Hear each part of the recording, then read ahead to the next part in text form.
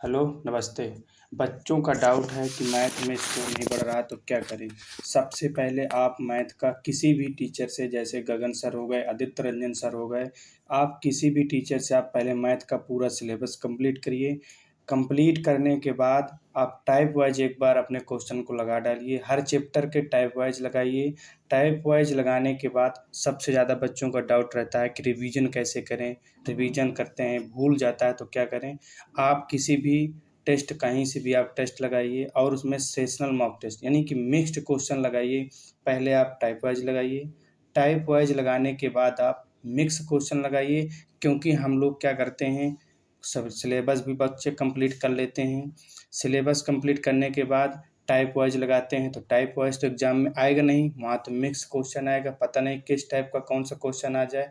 तो पहले type wise लगाने से आपकी स्पीड क्या होगी, इंक्रीज होगी। फिर उसके बाद आपको मिक्स क्वेश्चन लगाने हैं और कम से कम नहीं तो डेली में 100 से 150 क्वेश्चन मैथ के आप लोग लगाने पड़ेंगे।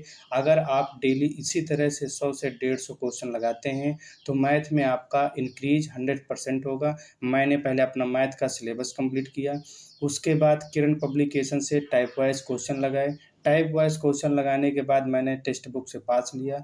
टेक्स्ट बुक्स में उसमें एसएससी के मैथ का पूरा पड़ा हुआ है, 1700-1800 क्वेश्चन। वहाँ से मैं डेली सेशनल में 25-25 के 5 से 6 सेशनल मॉक टेस्ट लगाता हूँ, जिसमें से मेरे स्कोर आप देखेंगे तो जो सेशनल मॉक टेस्ट है कभी 43, 48, 47। अगर रेलवे की बात करें तो 30 में 27, 28। अगर बात करें यूपीआईओ आरपीएफ एसआई में 34, 35 में 34, 33। ग्रुप डी में कभी 25 में 24, 23। ये सब क्यों आते हैं? क्योंकि मैंने सिलेबस कंप्लीट किया, फिर टाइप वाइज किया। अब सब सेशनल मॉक जब सेशनल मॉक आप लगाएंगे वहाँ से आपका रिवीजन 100% हो जाता है, आपको रिवीजन करने की ज़रूरत ही नहीं पड़ेगी। अब बाकी अगर अदर टाइम जो बचता है उससे आप रिवीजन भी करिए। अगर आप फिर भी नहीं, अगर आपका रिवीजन हो पा रहा, फिर भी आप एक बार टाइप वाइज क्वेश्चन करिए। टाइप वाइज करने के बाद लेकिन मिक्स्ड क्वेश्चन करना बहुत ज़रूरी है। अगर मिक्स्ड क्वेश्चन नहीं करेंगे, आप टाइप वाइज भर करके चले जाएंगे तो आपका वहाँ आप देखेंगे कि मिक्स्ड क्वेश्चन आएगा, आप टाइप वाइज किए रहेंगे तो आपको तो टाइप वाइज की आदत है।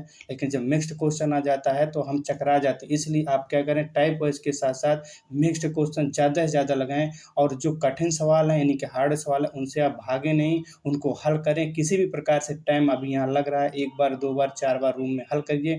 अगर आप सरल सरल सवाल हल करके जाएंगे और वहाँ कठिन सवाल आ जाता है, इसी में आपका नंबर स्कोर नहीं होता। बहुत से बार बच्चे क्या करते हैं, सरल सरल कोई टीचर करा रहा है उसको कर लिए, ज़्यादा नंबर आ गए, खुश हो गए। नहीं, आप उसको एकदम कंसेप्ट क्लियर करिए। कंसेप्ट क्लियर करने के बाद ट्रिक, जब कंसेप्ट क्लियर हो जाता है फिर उसी में ट्रिक आ जाती है।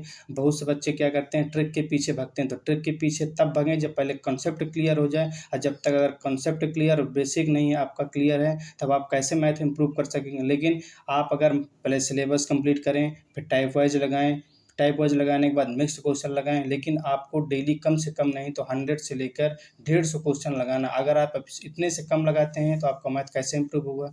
अब कैलकुलेशन के लिए क्या करना है, आप टेबल याद कर लीजिए, स्क्वायर याद कर लीजिए, क्यूब याद कर लीजिए। 5 से 10-15 मिनट आप क्या